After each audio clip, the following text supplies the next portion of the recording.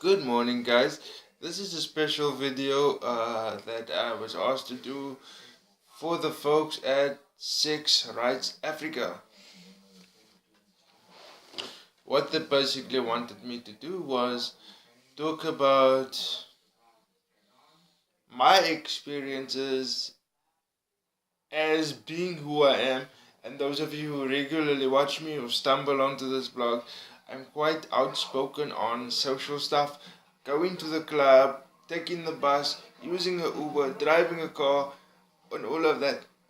But, as the name suggests, on sex, particularly in South Africa, we have a bit of a taboo culture around it. And it's very, very dangerous when we throw in the element of impairment or disability. Um, so it is incumbent upon all of us to start speaking openly. Remember, for me personally, I grew up in the Anglican church, but I hardly ever practice. However, very importantly, I do subscribe to the one, I wouldn't say a bit of doctrine, but I do subscribe to the one theory that the sexual drive and the spiritual drive are one and the same. Quoted, and I quote Deepak Chopra. You can Google him.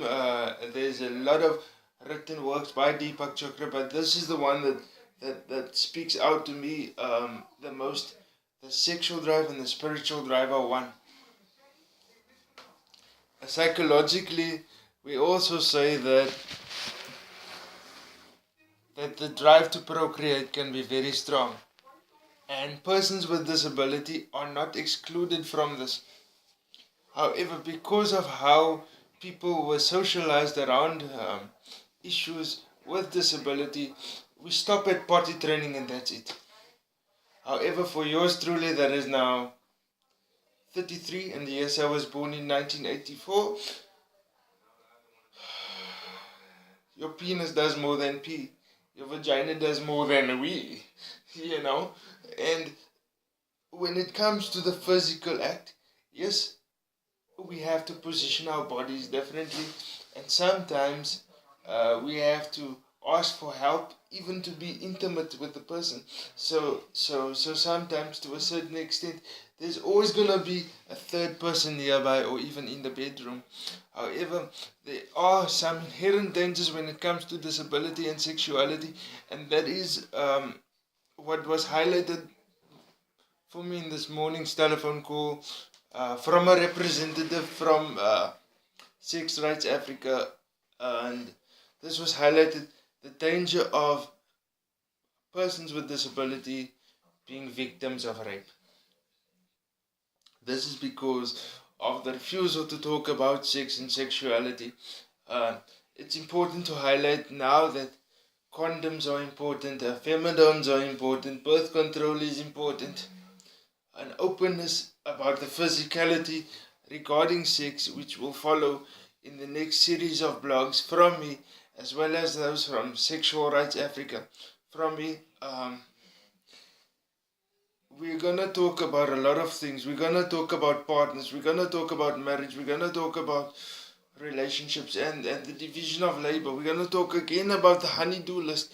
We're gonna talk again about driving adapted cars, and it's all linked, because it's all good and well to at the wedding reception, for they are jolly good fellows in kindness by to say, but in order for you guys that are able-bodied to understand, we're gonna need to take off some wounds, and we're gonna need to open, and we're gonna need to clean, and we're gonna demystify this thing about sex and sores and the dirtiness. Believe me, there's nothing dirty about it.